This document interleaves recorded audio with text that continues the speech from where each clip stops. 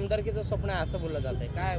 बघा, राजकारणामध्ये काही गोष्टी द्याव्या लागतात, काही गोष्टी घ्याव्या लागतात. पाठीमागल्या रस्त्याने कुठले एवढे उघडपणे पत्रकार परिषद घेऊन जर घोषणा केली असतात तर पाठीमागल्या दारावरनं म्हणता येणार नाही. कारण त्यांचं वय जर पाहिलं आता ते 82 वर्षाचे आहेत आणि या वयामध्ये ते जर मास इलेक्शन करायला निघाले तर त्यांना ते शक्य होईल का? त्यामुळे जर मुख्यमंत्र्यांनी मनात आणलं तर त्यांना कुठं तर सामावून घेतील किंवा बाकीचे कार्यकर्ते आहेत त्यांना मास इलेक्शनमध्ये उभा करतील. कारण निवडणुका म्हणल्या की सत्तेचं हे सत्ता स्पर्धा आहे आणि सत्ता स्पर्धेमध्ये एकमेकाला सोबत घेतल्याशिवाय सत्ता आपल्याला बघता येत नाही.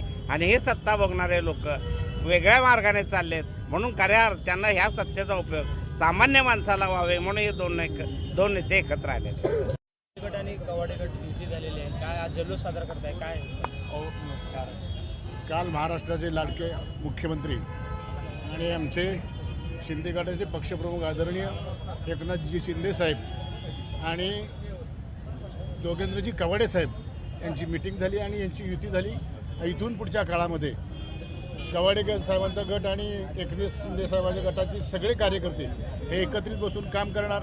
कुठलाही कार्यक्रम सामाजिक असेल, राजकीय असेल, हे सगळे निर्णय हे दोन्ही गट एकत्र बसून निर्णय करतील आणि त्याचा फायदा महाराष्ट्रातल्या सगळ्या आमच्या बाळासाहेब शिंदे गटाच्या आणि जोगेंद्र कवाडे साहेबांच्या गटाच्या सगळ्या लोकांना होईल आणि ही ताकद महाराष्ट्रामध्ये वाढत जाईल.